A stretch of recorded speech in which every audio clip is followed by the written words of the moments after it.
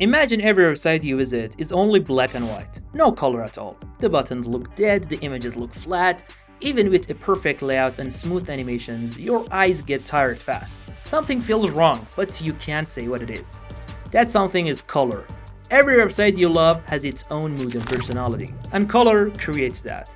You don't need to learn the complicated math behind these formats. In this lesson, you'll simply learn to recognize different color formats and use them in your own websites. Let's get started. Here I've got two files, HTML and CSS. In the HTML file, I use the exclamation mark shortcut to generate the basic structure, then link it to an external CSS file. I've got the server running and I've updated the title. Now for this lesson, I'm using an h1 element and writing the channel name inside it. Just write whatever you want, plus a paragraph right below the heading. Inside it, I type lorem and hit enter, and it automatically generates some placeholder text. Lorem ipsum or ipsum is dummy, meaningless text used to preview the look, size, and layout of text in a design. Alright, let's dive into CSS colors. Here, I select the heading and use the color property. Right now, it's just using the browser's default color. But once I choose one of these colors, it changes. That's the color property. It only touches text, headings, paragraphs, links, anything made of characters. Now to quickly show this off, I'm picking one of these ready-made colors. Color styles text, and text only. Whenever you want to fill in the actual background area of a box, you need a different property, which brings us to it right now. I add background color. Background color fills in the background area behind an element's content.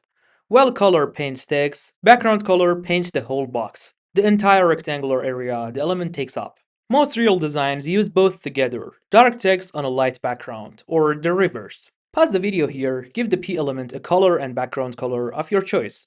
This should take about a minute. Did you do it? Alright, but here's the catch. What if your client sends you their exact brand color or wants a very specific one? So far, we've used bisque and brown, plain English words. That's convenient, but how many of these does CSS actually understand?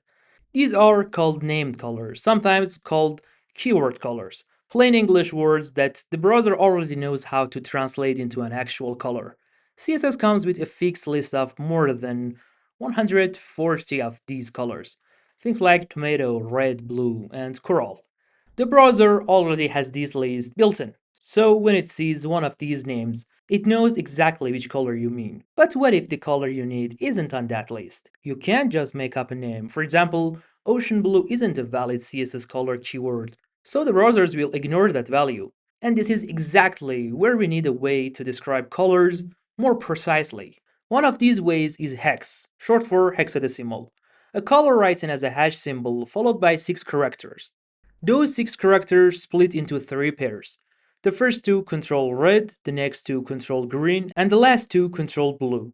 Each pair ranges from O, meaning none of that color, up to F, meaning the maximum amount.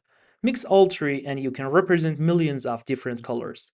Unlike a named color, which is really just a nickname for one fixed value, a hex code lets you dial in one of millions of exact shades. For example, if I set the red channel to F, the color becomes red. And if I set the blue channel to the maximum, the same color becomes magenta because the values are combined.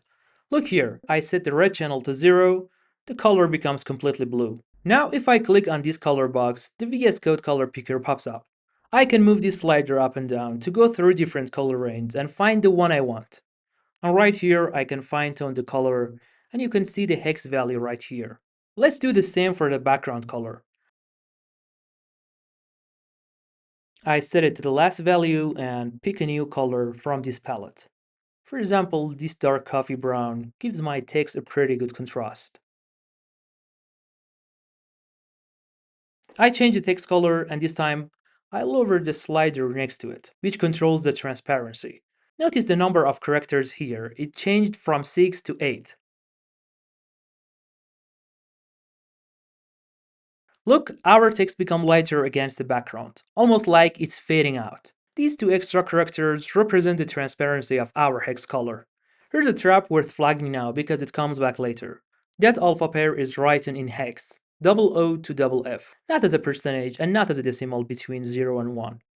You might also see a shorter version of hex colors in some projects. For example, this is the short version of this, and they represent exactly the same color. When the browser sees 3 digits, it duplicates each one.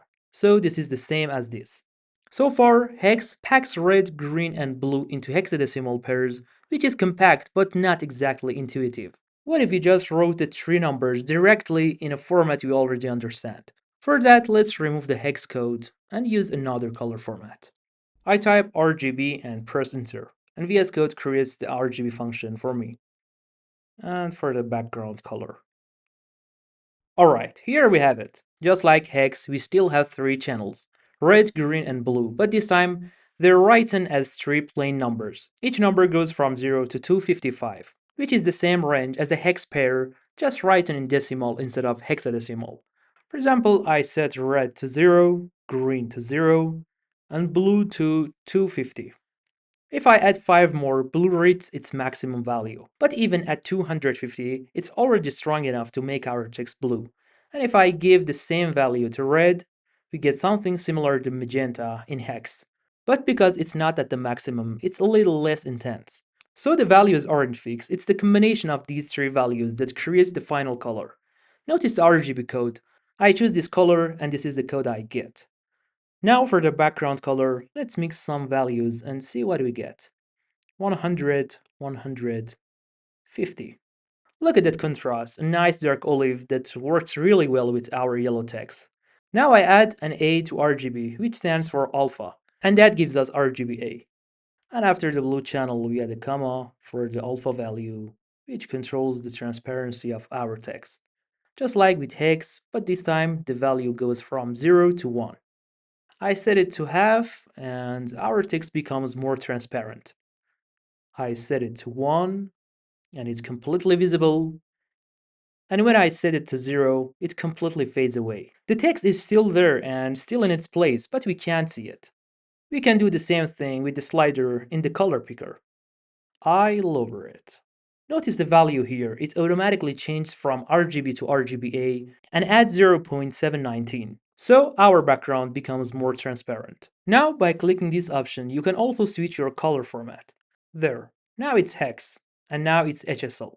HSL is another way to describe colors using 3 values: hue, saturation, and lightness. Hue determines the color itself, saturation controls how intense or gray the color looks, and lightness controls how light or dark it is.